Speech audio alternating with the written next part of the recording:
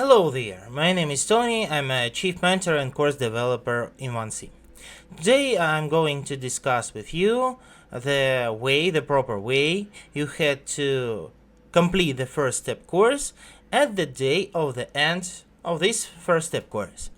So first of all, as you can see, there are only quizzes in the first step course. There are 7 quizzes you had to complete to achieve the maximum number of points. Let's check these quizzes more precisely. First of all, the number of questions differs, for example, from quiz to quiz. For example, in the first quiz we have only 3 questions. In other quizzes we have more questions. So, first of all, what I'd like to notice, you have only one try. Then, the time for completing the quiz is unlimited. You can try to answer one question, then come back later to answer the other questions.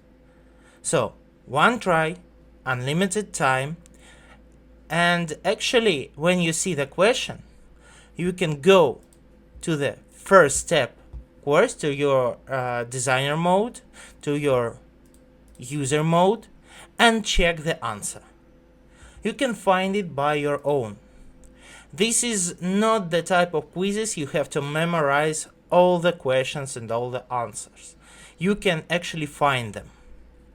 So, at the end of the first step course, in your 1C Enterprise platform, you should have something like this.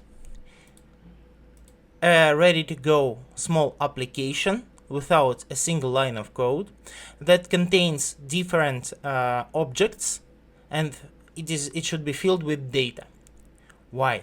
Because actually to understand and to work with all the materials more precisely, you had to install the training version of 1C Enterprise platform and actually work with it and repeat everything that was in the course. So let's conclude the introduction part. First, you have only one try to complete the quizzes. Second, the time for quizzes is unlimited. Third, you can go and check all the answers using the designer mode or using the 1C Enterprise mode. And fourth, you had to repeat everything shown in the course using the 1C Enterprise platform. Now we move to the quizzes, and I will show you 5 questions that could be difficult for you. The first question is in quiz number 2. So, question 2. How to make it easier for users to work with many constants? Actually, there are a lot of options to answer, but the main is developers should make sure that every constant they create is unique. Why? Because the platform automatically groups and modifies constants so that each of them is unique. It is not true. Yeah, you can check it in the designer mode. Developers should distribute constants all over an application interface and put them in the most suitable form. It is not true either, because you can't distribute constants all over the application. It is not suitable for the user. You should group the constants to the places where they belong to.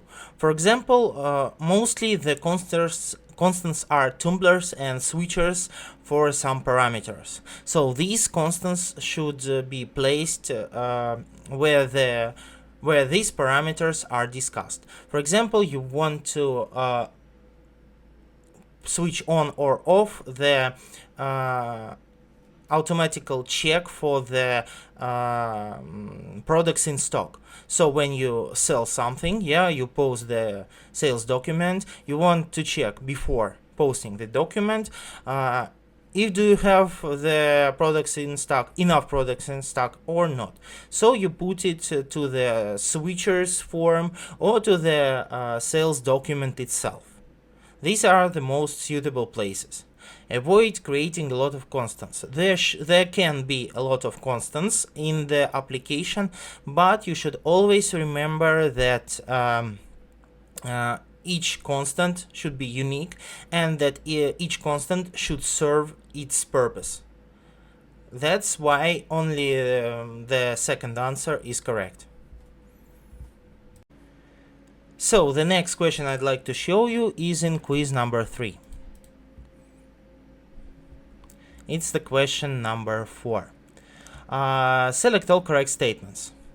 So we are talking about the code attribute of the catalog.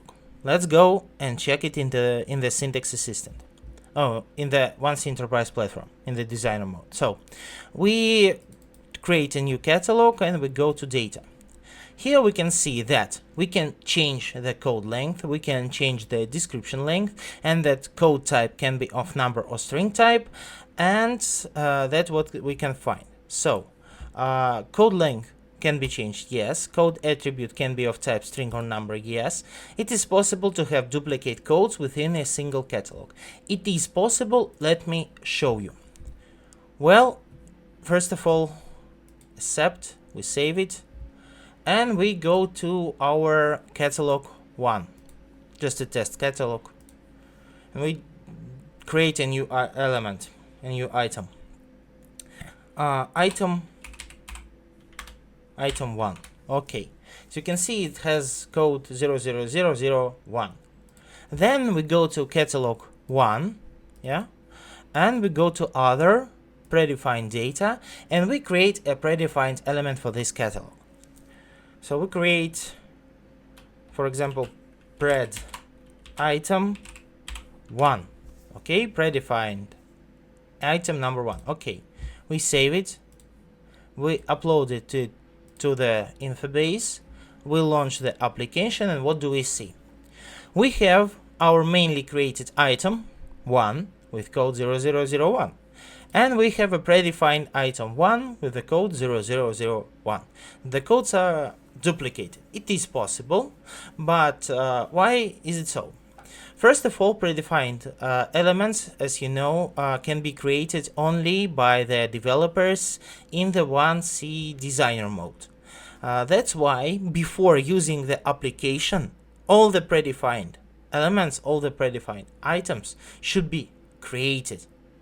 So that's why they will not have the same code as the mainly created items, yeah, in the OneC Enterprise mode. In that case, we answer that it is possible to have duplicate codes within a single catalog. Attribute code for catalog items is fixed and cannot be changed. It is not true because we can change the code length. Submit. It is correct. And the next question is in quiz number 6. It is the question number 2. Imagine you manage a taxi company. You need to calculate all gas your cars used, the distance each driver traveled, and the amount of gas each car consumed. Which items do you want to use as the resource? So we are talking about accumulation registers. Accumulation registers have resources only of number type. So accumulation registers stores only the numeric information about some instances. In that case, what do we need to store? We need to store the distance each driver traveled and the amount of gas each car consumed. These are the instances we have to store, and they are numerical. So we select amount of gas and distance. Car driver name can be dimension, car registration number can be dimension, but we are asked about resources, so we submit, and it is correct. This is the question about the register architecture, and you should logically find the answer. So the next question we move to again quiz number 6, and the question number 4. Why do we need accumulation registers? This question is about the main purpose of the accumulation register. You can check it in the course. Do we use accumulation registers to create reports rapidly? Yes, but it is not the main purpose. Do we use accumulation registers to store additional documents? No, we do not store documents, we store records in the register. Do we use accumulation register to register company activities? No, we use documents to register company activities, and to store the records about company activities we use accumulation registers. So to process data and select information within a specific context. Yes, it is true. Why not create reports rapidly? It is, but to create a report, we need to process data and select information from the register. In that case, this function works when we create reports rapidly. As you can see, it is correct. So the last question we are going to discuss is here in quiz number 7. It is the question number 4. So select all correct statements. Which options can we use in creating a new information register? Actually, we can check it in the designer mode. Let's go. We create a new information register, and what do we see? We see that it depends on periodicity. It can be independent or subordinate to the record. And here we can see dimensions.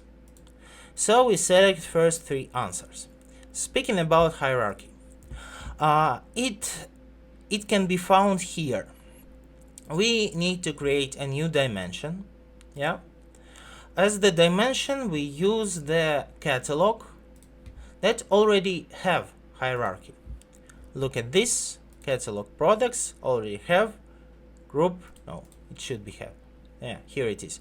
It will have a group and item hierarchy. Okay. Then we go to dimensions, and here is our hierarchy.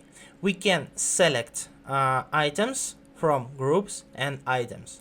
So we can group our records by items, by groups and items. This is the hidden thing that only works with dimensions with the type of catalogs. Here it is. So hierarchy is included into the information register, but it is hidden. Submit, and we say that it is correct. That's 5 difficult questions, I guess, that we have discussed here. So I will see you in the Development Basics course. Don't be shy to ask questions. Please read the feedback when we check your works. So good luck, everyone.